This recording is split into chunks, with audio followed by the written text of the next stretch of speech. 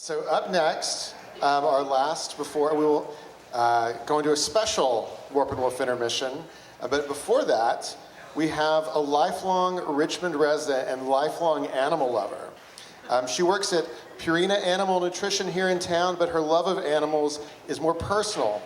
For the last 25 years, she's been doing small volunteer reptile education shows for schools, for scout groups, for clubs, for churches, for fundraisers. So please welcome Jennifer Brokamp.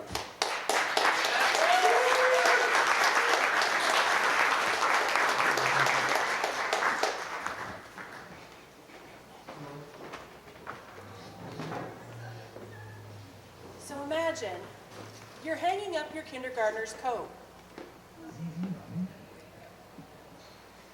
And it seems heavier than usual. Why is this coat heavy? So of course you check the pockets to find out what's in the pockets making this coat heavy.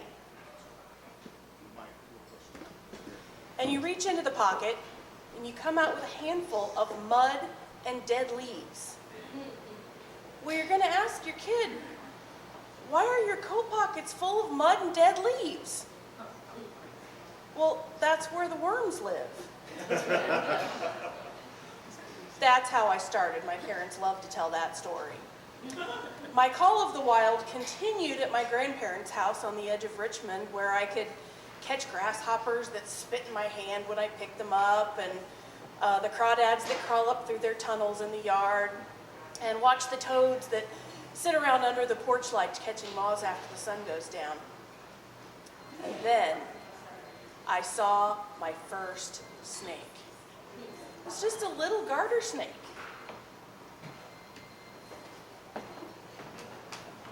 Just like this little guy here. Now, I knew what a snake was, of course, but nobody had ever told me that I was supposed to be scared of them or that they were bad. And of course, I was fascinated.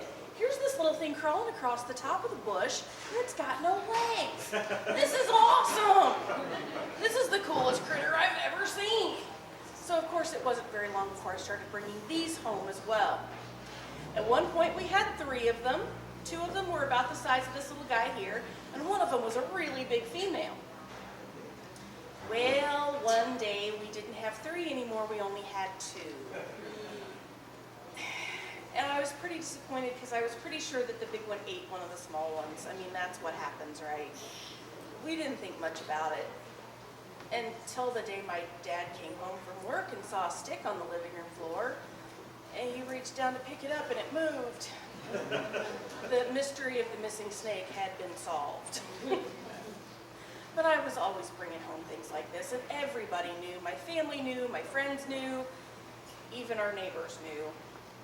At one point I brought home 2 little baby snapping turtles, and I just loved those little turtles.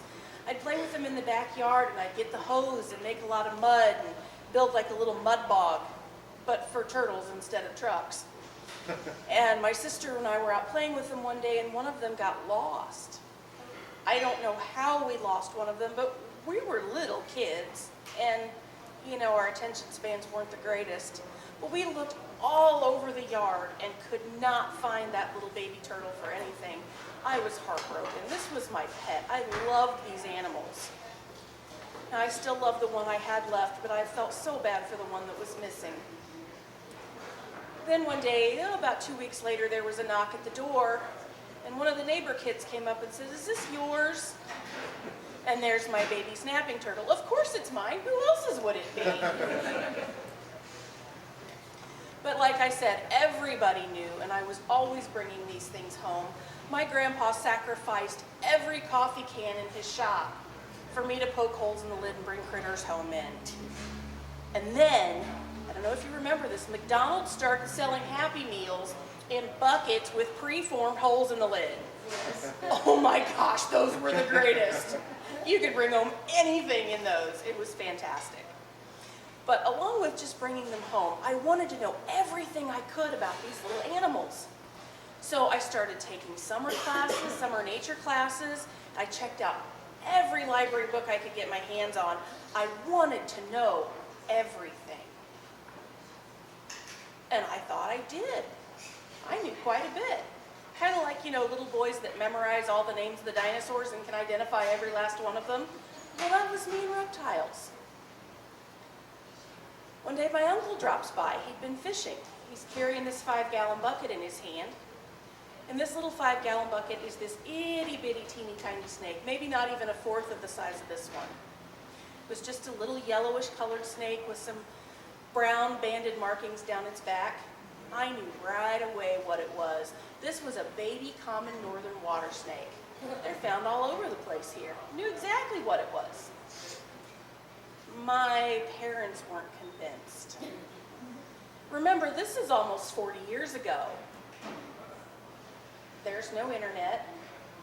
There's no smartphones. There's no Alexa to say, hey Alexa, what kind of snakes live around here? We did have the Encyclopedia Britannica, all 24 volumes. Okay? But it was kind of vague and there were no pictures. So here we've got this little bitty snake that's absolutely terrifying. And it's flattened its head and it's flattened its body and it's striking repeatedly. Well, I'm going to try to make it feel a little bit better, so we transfer it from the bucket into a 10-gallon aquarium that I have hastily turned into a habitat. Of course, the poor little thing's still striking, and it's hitting the glass and it's leaving some saliva residue on the glass. Well, this is pretty much freaking my parents out. I'm a little kid. Just because it's what I say it is doesn't necessarily mean that's what it is. They don't know the snake is harmless. They don't know there are no venomous snakes native to Wayne County. They know there's no way I'm going to keep my hand out of that tank. They know I'm going to play with the snake and be bitten. They weren't wrong. So doing what protective parents do, they decided that they needed to dispose of the dangerous little snake for my safety. And there was no argument that I could make that could change their minds. Defeated, I went back into the house. I got into a sleeping bag and I was sitting on the living room floor with a sleeping bag pulled up over my head and I was crying because I knew what was going to happen to this poor little snake. And I just sat there listening for the sound that I knew was coming. And I heard it. It was the sound of the metal shovel hitting the concrete of the backyard sidewalk. And I knew that the little snake was gone. And I just sobbed. It just broke my heart. Looking back, I realized that that was the defining moment that changed me from a little kid who was just obsessed with critters to somebody who wanted to do something to help them, to maybe keep this from happening again. Because I really felt like it was my fault that that little snake had died. If I hadn't loved them so much, my uncle wouldn't have brought it over, and it wouldn't have scared my parents. As I grew, I continued taking classes, and I was fortunate enough to find someone who was willing to mentor me in my strange obsession with these animals. And not only did he teach me everything I ever wanted to know about reptiles and more, but he also taught me how to share that information with others. He started letting me tag along when he did educational programs with reptiles. And it wasn't too long before I branched out and started doing those on my own. I felt if I could just reach one kid and share these with them before somebody told that child that they were supposed to be afraid. If I could just reach one person that could see a snake and say, hey, that's a pretty fascinating creature, and enjoy watching it and letting it go on its way instead of first thinking, I've got to kill it. If I could save one snake, then maybe I would make up for that one whose life I cost. And that is why we live with a house full of reptiles.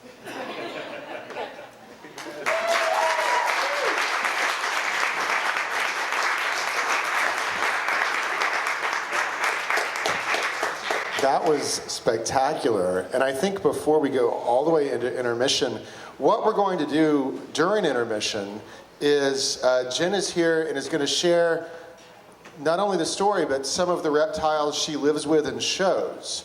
So do you think we can introduce them before intermission, and would it work that way or no? Absolutely. All right, so let's all, you can pull them out and we'll meet the reptiles. And then during intermission, if you want to come up and learn more about the reptiles, Jen will be here to tell you more about the reptiles. So, Jen will Phil, okay, Phil's the wrangler. I can tell you that there is water in this tank. Up first. Let's see who we have up first. Special guest for Call of the Wild. Who do we have? Who's this? This is Bowser. And Bowser is a common snapping turtle. Obviously, they're very common around here. As you can see, Bowser's not trying to bite me. We've had Bowser since he was a teeny tiny little baby snapping turtle. Unfortunately, I didn't lose him. So he's now 7 years old, and he's been an important part of our reptile program since we got him. What's that? I'm sorry, I missed that. Anyway, so yeah, Bowser is up here, and I will turn him around so that he's facing me. But yeah, if anybody wants to pet the back of his shell, that's fine. He's quite used to that. He's been doing that for a very, very long time. How hard does Bowser bite? What would it take to get Bowser to bite? Do they really snap? Yes, and he has snapped at me a couple of times. He gets kind of irritated when I rearrange his enclosure. If I'm messing around cleaning things and I'm moving things around, it kind of irritates him. I made the mistake once of reaching over to try to pet him while I was in the middle of that, and he kind of gave me a little half snap to let me know he wasn't cool with it. He'll give me a little bit of a snap when I go to clean his shell. Snapping turtles have this really rough, bumpy shell, and what that does for them in the wild is it collects mud and moss, and they grow algae on it, and it helps them blend in on the bottom of the river or the lake floor. And then they can just sit there quietly and then reach out and snap a fish as they go by. But in captivity, of course, when we bring him out for shows, we don't want him to feel nasty and slimy, so we do brush his shell and give him a bath, and he's not real thrilled about that, but he tolerates it. Well, he's looking good. He's looking good. Shall we introduce our next guest? Absolutely.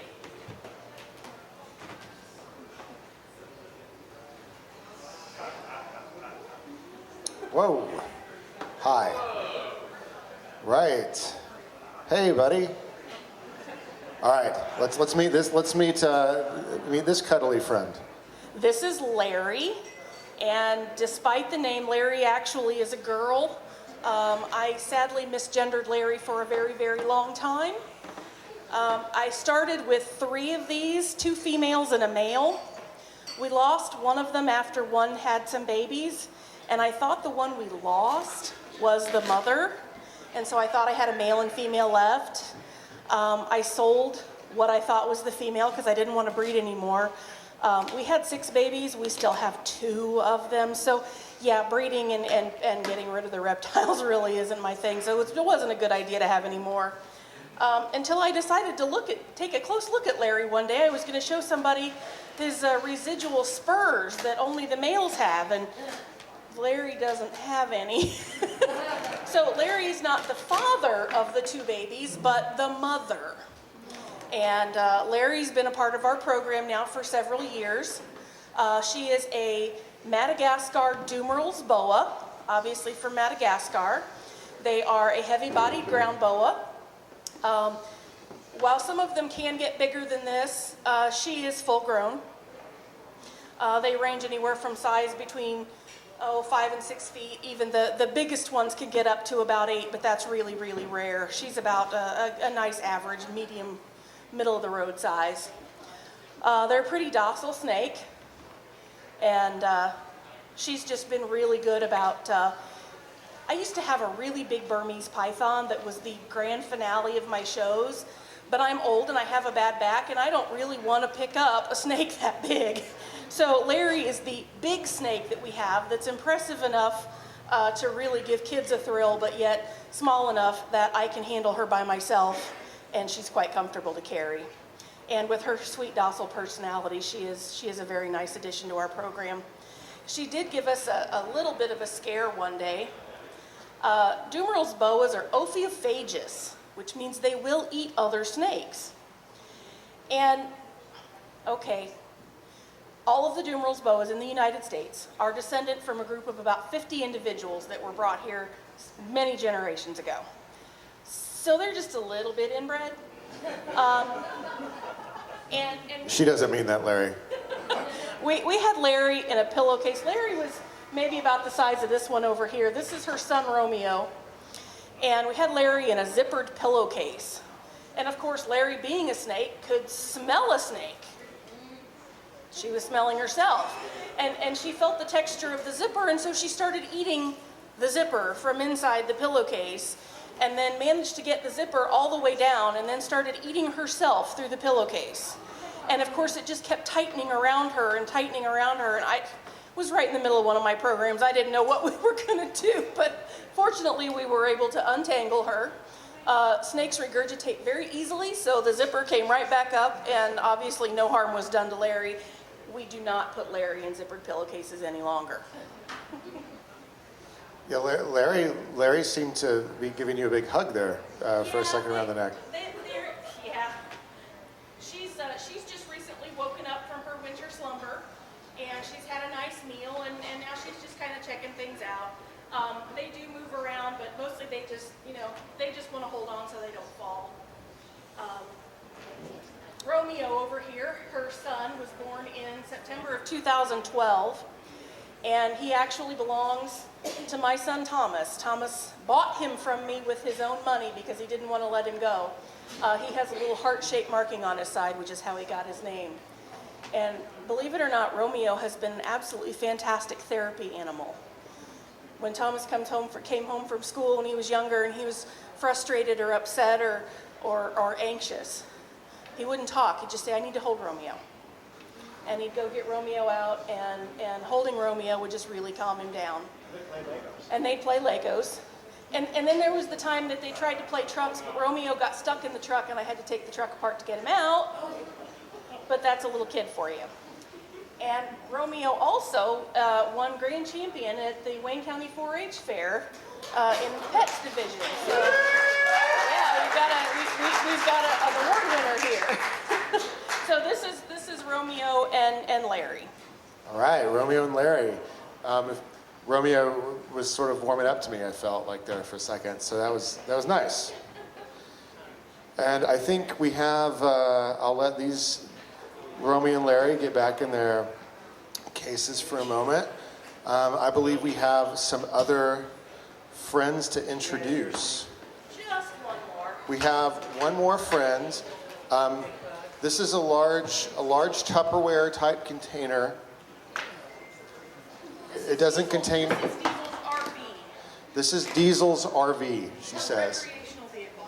So we'll soon meet Diesel.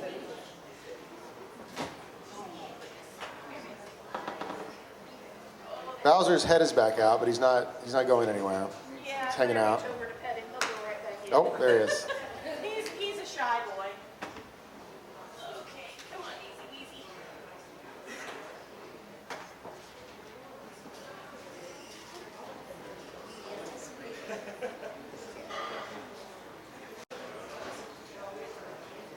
Oh, here he comes. All right.